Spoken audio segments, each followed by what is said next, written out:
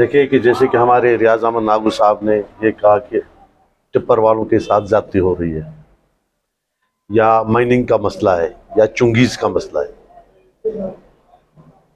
2019 کے بعد آپ لوگوں کو بخوبی واقف ہوگا کہ 2019 کے بعد کوئی سنوائی نہیں ہو رہی، کیونکہ جو ہماری یہاں بارہ مولہ کی کوارڈینیشن کمیٹی کی اکائیاں ہیں، جس میں غلام محمد بورو صاحب اور جو بھی ہمارے ساتھ اکائیاں، چاہے وہ ٹرکس تھے، ٹپر سے، ہم ہر ایوان میں گئے، یہی جو ہم نے ایس ڈیو کام سے بھی، ایل جی صاحب سے بھی، ہر جگہ پر ہم گئے کہ بھائی ہمارے مسئلے مسائل بہت ہیں۔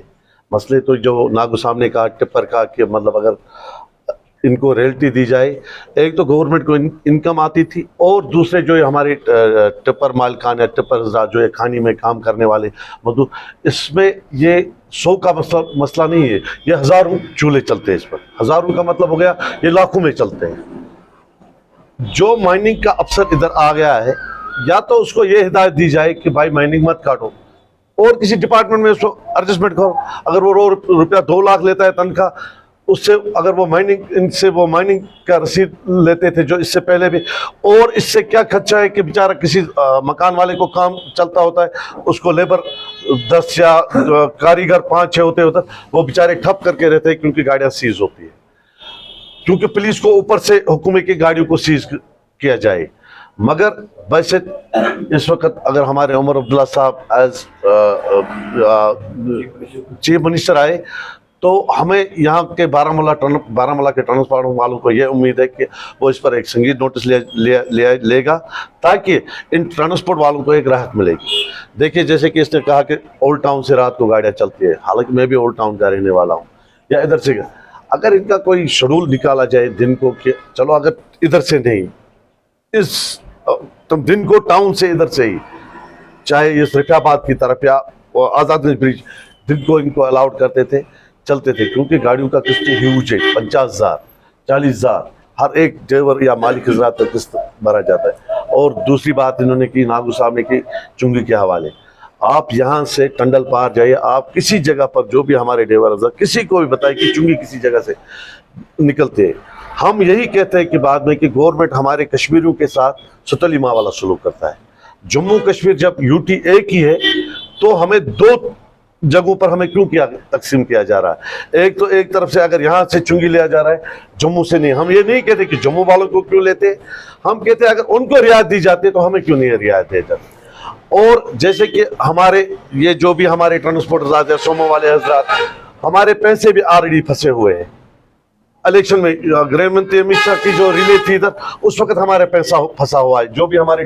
چاہے وہ بسز ہے، چاہے وہ ٹرکس گئے ادھر، چاہے وہ یہ ہمارے سوموز میٹاڈار، وہ پیسے ہمیں پھنسے ہوئے، ہمیں در در کے ٹھوکرے کھانے پڑتے ہیں، ہمیں ہر جگہوں پر جانا پڑتا ہے، مگر کوئی سنوائی نہیں ہو رہی۔ اور آج دیکھیں ایسا مسئلہ ہو رہا ہے، ہمیں پیسہ آیا ہے، اب اس کو ہمیں کہتے ہیں GST، وہ بھی ہمیں منظور ہے۔ دیوروں نے اپنوں پیسوں میں تیل ڈالا ہے گاڑیوں کو، چاہے وہ ٹرکس ہے، چاہے وہ بسز ہے، چاہے وہ سوموز ہے، چاہے وہ میٹاڈار، اپنے پیسوں سے تیل ڈال کر اس کو GST تو آلریڈی کٹ جائے گا جب پمپ پر ہم تیل ڈالتے، اور اس وقت ہمیں آٹو دفتر میں یہ کہا جاتا ہے اس کا بھی GST کٹ جائے گا۔ کوئی سنوائی نہیں ہو رہی ہے۔ ہم آپ کی مادھیم کی وساطت سے اعلیٰ حکام تک یہ بات پہنچانا چاہتے ہیں کہ خدا را للہ ہمارے پر نظری ثانی کی جائے۔ اگر ہم اپنا حق مانتے ہیں، اور ان کو فخر ہونا چاہیے کہ جو یہ لوگ اپنے پریوار اور بچوں کو کھلاتے، اپنا سونا زیورات سب کچھ بیچ کر یہ ٹرانسپورٹ خرید کر، مگر ہر جگہ پر چاہے وہ ٹپر والا حضرات ہو، بس والا ہو،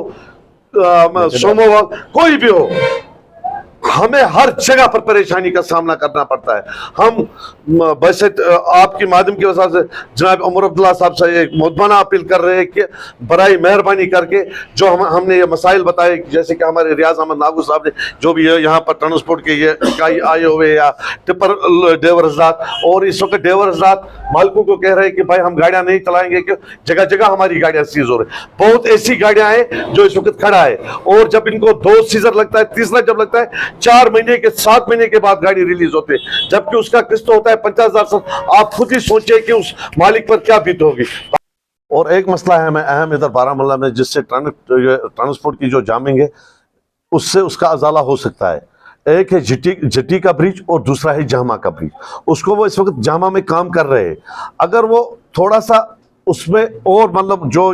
ٹھیکیدار حضرات ہیں یا انجینئر حضرات، اس کو اگر اس روڈ کو اور وائڈنگ کیا جاتا تھا، جو بھی یہاں کی کانوائی یا بڑی یہ بگ ٹرکس جو یہ ٹپر جن کو یہ پابندی ہے نو انٹری میں یا جامع میں یا جگٹی کا، اگر یہ پل 2 کھلتے تھے اور کام بہت سارا روپیہ میں 90 پیسہ ہو گیا، 10 پیسے کا اس پہ خرچہ ہے، 10 پیسے کی وجہ سے انہوں نے جو یہ نو انٹری لگائی، یہ بھی ایک ختم ہوتی تھی اسی وجہ سے، تاکہ یہ ٹپر والے ان کو بھی راحت ملتی تھی۔ اور جو بارہمولہ سے یہ ٹریفک جام کا ہے،